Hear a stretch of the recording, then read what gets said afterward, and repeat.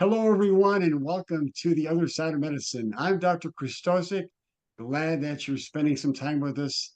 We have a special guest with us today. But before we get into meeting our guest, I just want to let you know that the other side of medicine is your watchdog so that you can have optimal health and protect you from the big pharma, the problems that are out there in our world that we are having today with healthcare. There's so many things that are happening that it's just overwhelming for the average person. And here on the other side of medicine, we are here to protect your health so that you can become independently healthy. And today, I'm pleased that we have a special guest. I'd like to introduce to you Dr. Russell Jaffe, and he's an expert in the field of integrative medicine, functional medicine, and he has got an extensive background in this field. He's a medical doctor, also has a PhD from Boston University. He graduated back in 1972. He completed his residency in clinical chemistry from the National Institutes of Health back in 1973. He's also board certified in clinical pathology, chemical pathology. He's an advocate of healthcare system, the natural healthcare system for over 30 years. And this gentleman is really a special treat to have here on the other side of medicine. And so, without further ado, I'd like to welcome Dr. Jaffe to the other side of medicine. How are you today, my friend? Just fine, and thanks for having me. Well, it's really a pleasure. You know, Dr. Jaffe, you were trained in standard and conventional medicine. How in the world did you get introduced to integrated medicine, natural medicine? I came as a skeptic. I heard that Queen Nuan Wu could do things with little needles that we could not accomplish at NIH. I went to debunk him and spent 7 years in an apprenticeship with him in TCM and acupuncture. After that, serendipity favored me. A Cambodian Buddhist monk, 80 years old, moved in and lived with me for 30 years till he was 110. And he had highest frequent flyer status on several different airlines at that age, was bright-eyed and bushy-tailed. So I came as a skeptic, but the evidence is strong. The evidence is clear.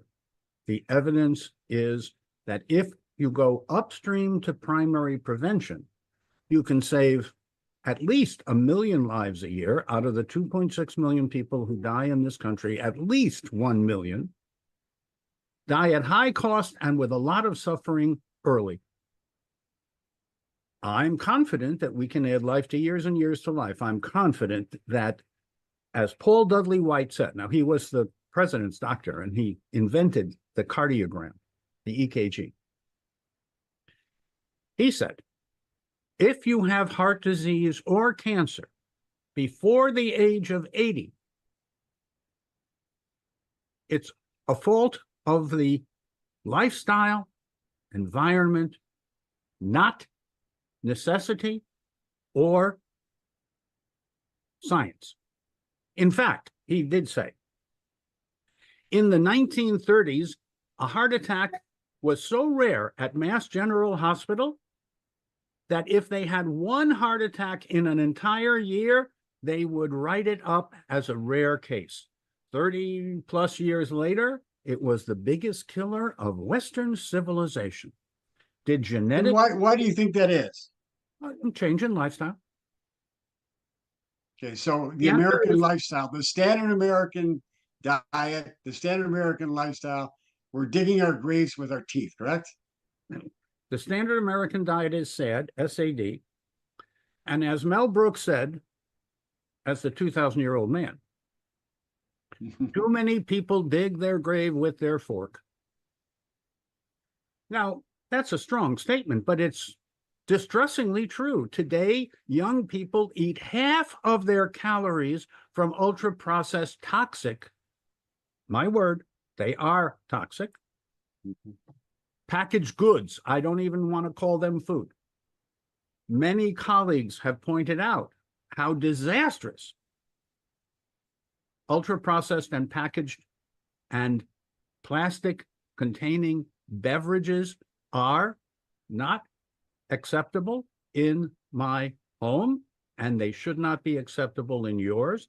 Microplastic, PFAS, glyphosate, things you probably don't even know how to spell, are accumulating rapidly. We know very little about their effects on biology. There are at least 48,000 chemicals that the EPA monitors in significant amounts, of which only 4,000 have been studied, and mostly alone, very rarely in combination. And a young man named Lance Wallace at EPA started to do the following. He had people wear a little device that sensed the air around them. Guess what? There was a lot of schmutz in the air. There's a lot of toxin in the food supply today. There's a lot of harm that comes from personal care products and certain beverages, which are very, very poorly, as in poorly, regulated. In Germany, the beer has to be done a certain way with no additives. If you saw the additives in the average beer in America, or wine, or whiskey, you would be horrified. I studied this. I was mortified. So, yeah, you mentioned something really interesting, Dr. Jaffe. You talked about the diet of the Americans, the exposure to all these toxic chemicals and the plastics and all that. So I'd like to have you talk about the burgeoning science of epigenetics, because that interplays into this whole idea of lifestyle causing our diseases, as opposed to what we've been told for all these years, that genetics is the key factor. So could you please talk about that? Yeah, let me take you back. The diet heart hypothesis says the amount of fat you eat influences your blood fats. The director of NIH and his protege who ran the Heart, Lung, and Blood Institute believed in this. It was never, as in never, true. Every time people change their lifestyle, and by lifestyle I mean epigenetics, just a fancier word for the same thing. Now, I was at that time collaborating with other people in the Heart Institute on animal models of human heart disease, and we showed definitively that the diet heart hypothesis was null. It didn't pass scientific muster, but that the quality, whether the cholesterol was oxidized, whether the LDL was oxidized or not, which is rarely measured, can be measured, and should be measured, because I can get you to a healthy blood fat profile with diet and bioavailable, smarter supplements. I can absolutely do that. Now, if you have enough antioxidants like ascorbate, nature's ascorbate, you don't have any, as in 0.0, oxidized cholesterol and oxidized LDL. If you have any of that, take more antioxidants. We know what to measure. They just are rarely measured. We need to go far upstream to primary personalized prevention, not better downstream symptom reactive care. So talk more about genetics. I know we used to talk about biochemical individuality, but now it's epigenetics. Kind of delve into that a little more, okay? Sure. 92% of your lifetime health is due to your epigenetic lifestyle. 8% is due to your genes and transgenerational influences, which means if you adopt the habits of your forebears, you will suffer today, earlier, and more. If you change your habits, your lifestyle, your epigenetics, you can add life to years and years to life. So genetics, the Human Genome Project, spent billions of dollars, and I got to talk with Jimmy Watson about this, And I said, you know, Professor Watson, that genetics plays a small part, but lifestyle plays a big part in health. And he said, of course. I said, so why wasn't it the Human Epigenetics Project? He said, that would have required politicians to change their habits. Uh-huh. I could get them to vote for a simple program. Now, he ran Cold Spring Harbor. This was a big scientific institution. He was a Nobel laureate. He was a giant of medicine. And he was a politician of science. Mm-hmm. So let's delve into diet, because diet is really paramount when it comes to our lifestyle and our health. I really want to dive into your expertise on the alkaline way. Let's talk a little bit about that, because that's so important, the acid alkaline balance inside the Acid body. alkaline balance. Most people have metabolic acidosis, and those who don't have metabolic acidosis have catabolic illness, one or the other. You can measure the urine pH on rising. This is the only time of day when the urine equilibrates with the fluid and the lining cells of the bladder. And based on your urine pH in the morning, you should take 2, 3, or 4 doses of magnesium and choline citrate. The choline citrate triples the uptake of magnesium. We have documented this scientifically. Others have clinically validated this. So metabolic acidosis is the opposite of an alkaline way lifestyle. My urine pH is 6.5 to 7.5 every morning, and I measure it mostly because I'm a scientist who likes to make measurements. If you're So what is metabolic acidosis for our listening audience? metabolic acidosis is lack of magnesium inside the cell. This is intracellular. Metabolic acidosis has been written about by Julian Seifter in New England Journal of Medicine and Harrison's Textbook of Medicine, and he teaches at Mass General, and he's the son of Sam Seifter, who was one of my mentors. So, acidosis. What are the consequences of metabolic acidosis? Oh, the consequences of metabolic acidosis are chronic fatigue, lack of vitality, mood disorders, anxiety, depression, obesity, what else? Cardiovascular, cancer risks. You don't get restorative sleep, therefore your body doesn't renew itself properly. Everyone makes abnormal or cancer cells every day. I want you, like me, to be able to eliminate them. It's technically called apoptosis, but there's a technique. If you're getting restorative sleep, a few minutes, every 90 minutes, a few minutes, the pineal tells the pituitary to tell the body to look for abnormal cells and eliminate them, to look for need for repair in the cardiorespiratory, cardiorenal system and repair. Restore tolerance in the immune defense and repair system. Intolerance is very common. Food chemical hypersensitivity is very common.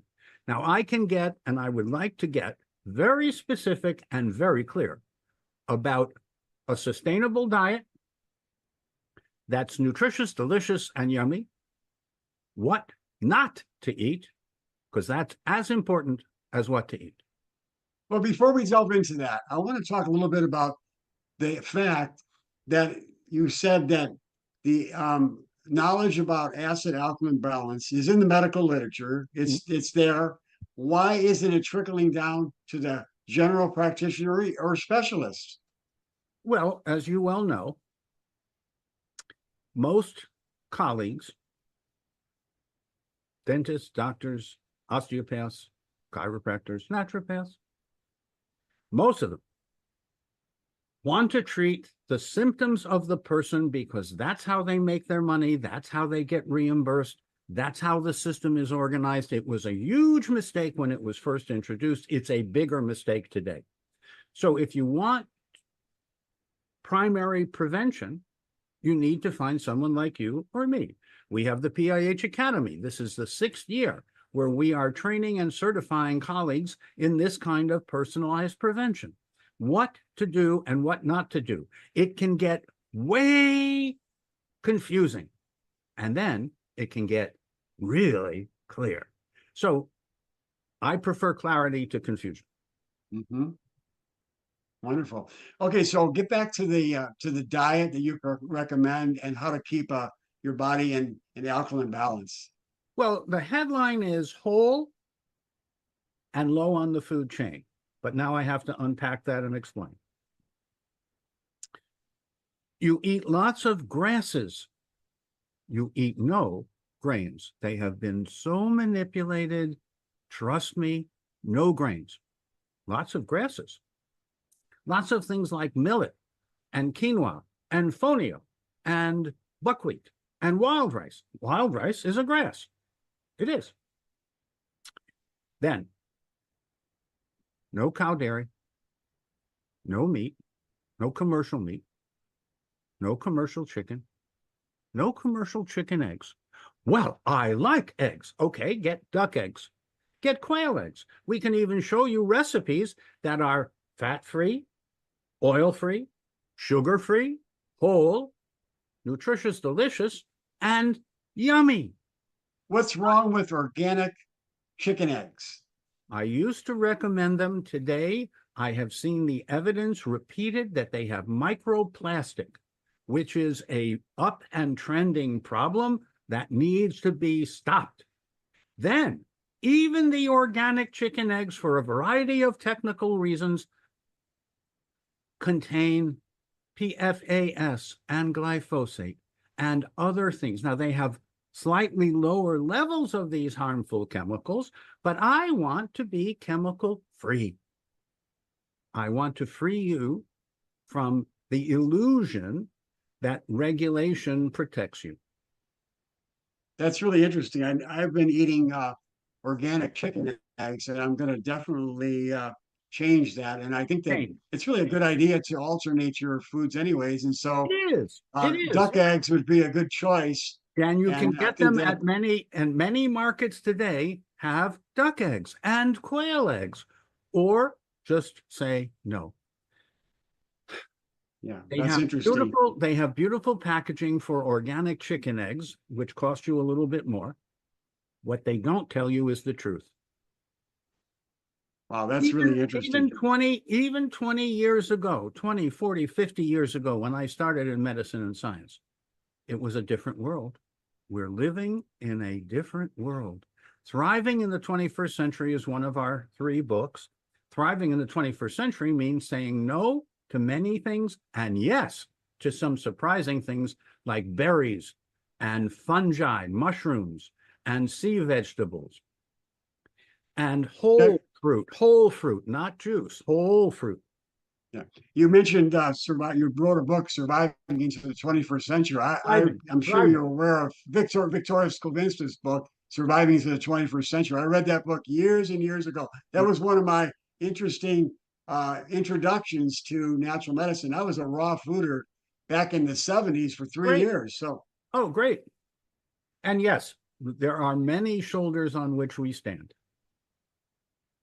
yeah. So let's talk more about how, for example, herbs interplay into an alkaline balancing in your body. And let me tell you the truth about herbs and spices. They are among the least regulated and most contaminated. So you get organic or biodynamic, which is like super organic.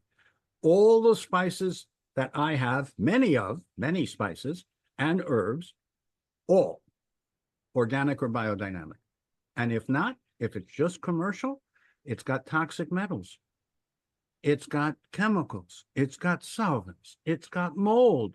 It turns out most tea and coffee has mold. I get coffee that's roasted when they send it to me, and it's a Hawaiian pea berry. It's delicious, nutritious. And yes, I like a cup of coffee in the morning. Not 2 cups, but I like a cup of coffee in the morning. And I do change it up. I sometimes use herbal teas, but I prefer a cup of coffee. So now I've told you what's true for me. Okay, good. My So my point, my talk point, about my how herbs. I'll talk about my how herbs can help to balance no, the acid the alkaline balance in the body. herbs are concentrated sources of vitamins, minerals, cofactors, and fiber. If you eat contaminated herbs, you will confuse the body because good and bad both come in at the same time. And that is way confusing, stressful to the human body. What are the best herbs to use to alkalize the body? Well, I can tell you what I do. I have a 15-year-old permaculture biodynamic food forest in my front yard. We no longer have lawn to mow. We have a food forest, which has rosemary and thyme and parsley and sage and many other herbs. So what I do is I go out in the garden and I Sounds like a Peter and Paul's song. It's parsley, sage, rosemary, and thyme. Yes, that's what I'm trying to evoke is that joyfulness and that willingness to put a little bit of effort in, and nature will nurture you. If you can grow herbs, if you can't grow them, make sure you're getting fresh herbs from a quality source where they will emphasize to you, they exclude the mold and the solvents and the chemicals and the this and the that to deliver to you what you should be getting, which is lots of herbs and spices. And they have very specific qualities and properties, which, if you get interested, you can talk to Dr. Google or something like that and find out, oh, I have an ache in a muscle or in a joint. Well, there are certain herbs that are specifically good for pain. There are other herbs that are specifically good to help regrow connective tissue, collagen, elastin, what's called glycosaminoglycans. I can get biochemical if you want me to. Herbs and spices are essential for a healthy lifestyle, a healthy epigenetic, long-lived. I prefer the term youthful longevity. Some people say anti-aging. I'm not against aging. I want to grow for the next 30, 40 years in wisdom and saging. That's a term that was coined by one of my mentors. Where does garlic and ginger fit into that scheme? Well, if you want biodetoxification, you start with a C cleanse, which is nature's ascorbate taken as needed. Then you add polyphenolics, and third, you add GGOBE, garlic, ginger, onions, broccoli sprouts, brassica sprouts, and duck or quail. Many research studies have shown that these are nature's biodetoxification foods. And biodetoxification is essential every day because we're getting exposed to toxins.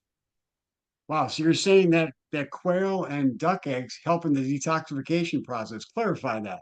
Yes, all of those, GGOBE, garlic, ginger, onions, brassica sprouts, and duck or quail eggs, are high in sulfur. Sulfur is metaphorically fire. It metaphorically allows the body to burn off toxins, to make them more water soluble, to make them more excretable, to get rid of them so that they don't do metabolic havoc. Interesting.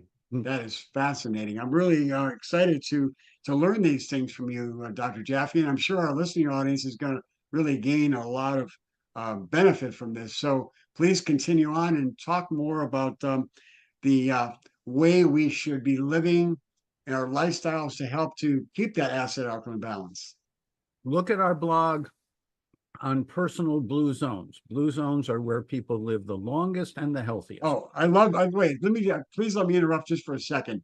Dr. Jaffe, I wrote a book back in 19, oh, let's see, it was 1980, excuse me, I'm sorry, 1990.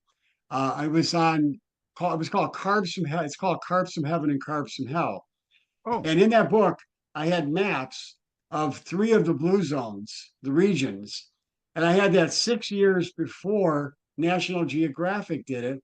And I went into great detail about the longevity of those people in those regions. I had food pyramids for each region. And so if there's any call to fame for me, I did that 6 years before National Geographic did it. Congratulations. My colleague Artemis Simopoulos has published many books on the Greek Mediterranean lifestyle. It's not just a diet, it's a way of being in the world. And I recommend you emulate. Now, in Japan, in Costa Rica, in Greece, in other parts of the world, the specifics, the details are different.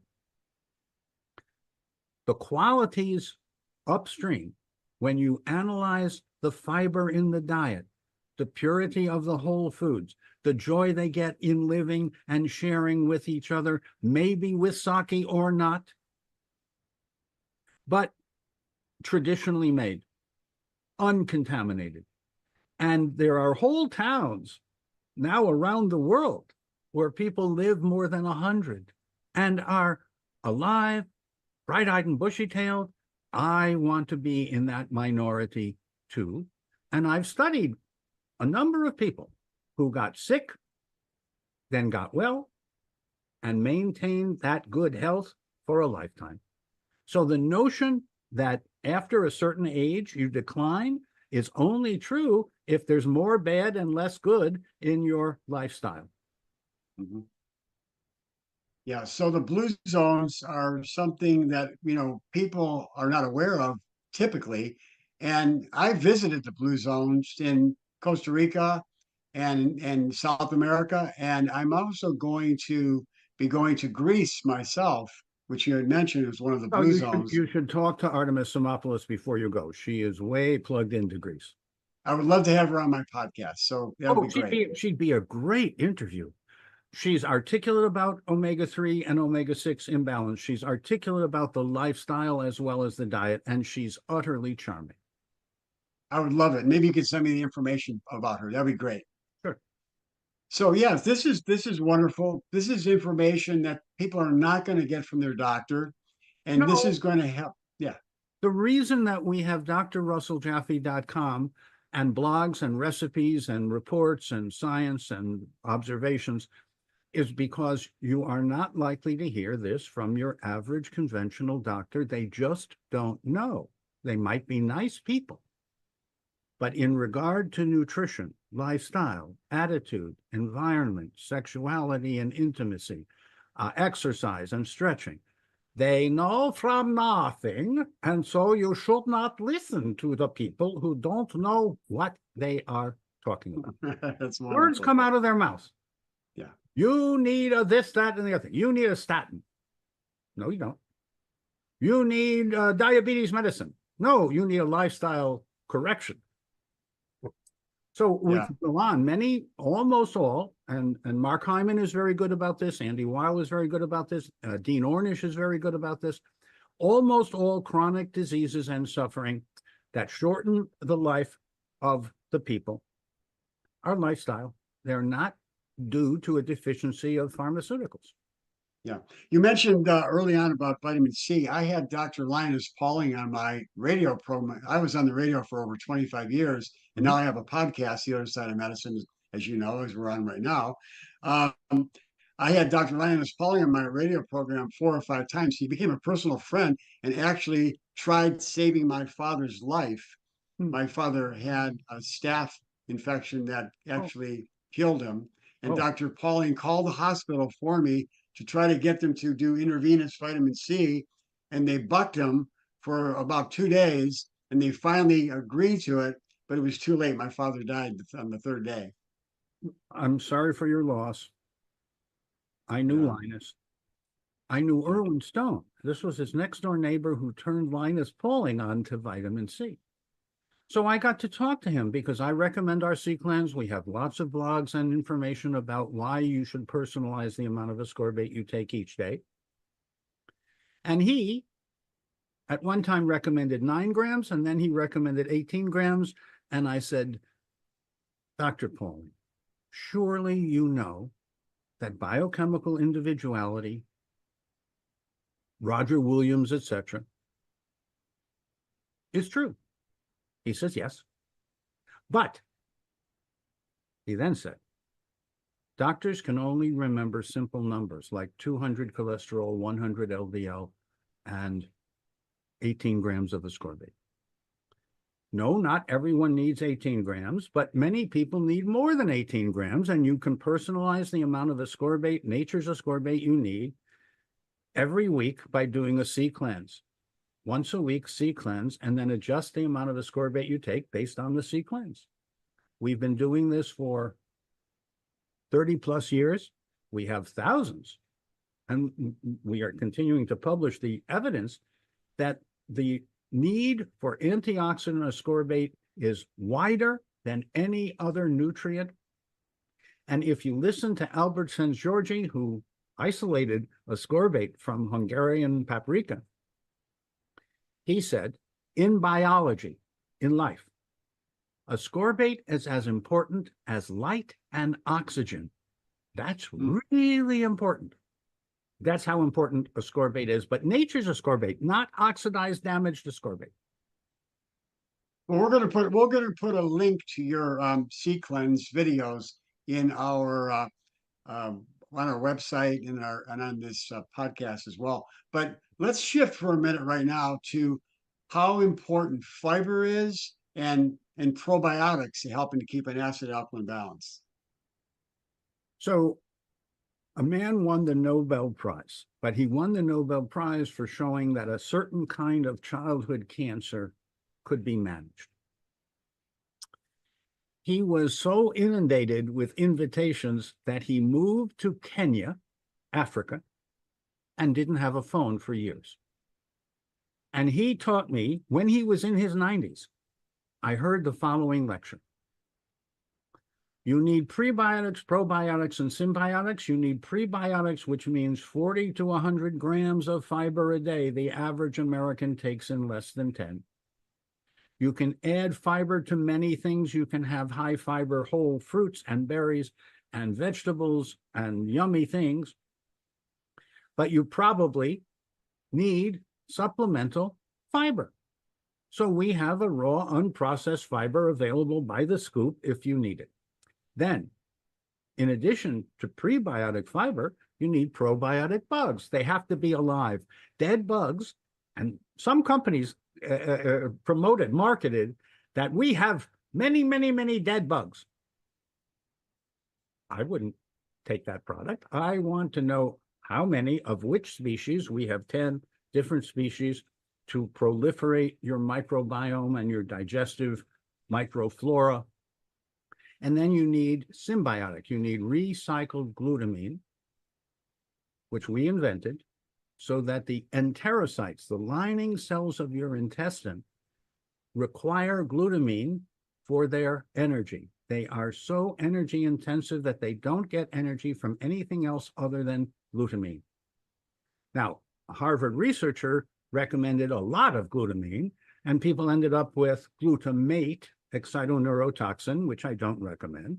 So we built on that work to recycle the glutamine tenfold, never build up glutamate, and get the benefit of renewing your digestive tract. Many, many people have dysbiosis, enteropathy, maldigestion, stomach dysfunction. They just don't feel good because their gut is not happy. And you Okay, have hold on. Time out, Dr. Jeff. You're going a little too fast for our listening audience. What is dysbiosis? Dysbiosis means too many bad bugs. And the good news is good crowds out bad. If you take enough probiotics that are good, you will crowd out the pathogenic dysbiotic organisms. Okay, so what if a person has too many of the harmful microorganisms living and they end up with something like SIBO, the small intestinal bacterial overgrowth? What can they do to We help know get out of that quandary? you could list 100 chronic diseases of the human GI tract, one of which you have just correctly identified, and it's rampant. But I will tell you, of the people that follow our program, a 6-month lifestyle epigenetic program based on a personalized profile of predictive biomarkers, 100% of the people with SIBO lost it. Good crowds out bad. SIBO, bad. Not necessary. And if you treat that with, say, anti-something, antibiotics, anti-parasitics, anything with anti in its name, I don't use. I give the good to crowd out the bad. Yeah, that's so important because people are using antibiotics like candy. Doctors dish them out like candy today. And I'd like to have you talk a little bit about how that really causes disruption in the gut totally, and then causes so many ramifications down the road for people. I know so many people are ending up with C. difficile infections over and over. This is how people are getting caught up into this whole pharmacological type of medicine and not learning about what we're talking about here today. How do people get out of this mess? I mean, we're really talking about helping people to gain the knowledge. And so I love your No, work that you're I, doing. I beg to differ.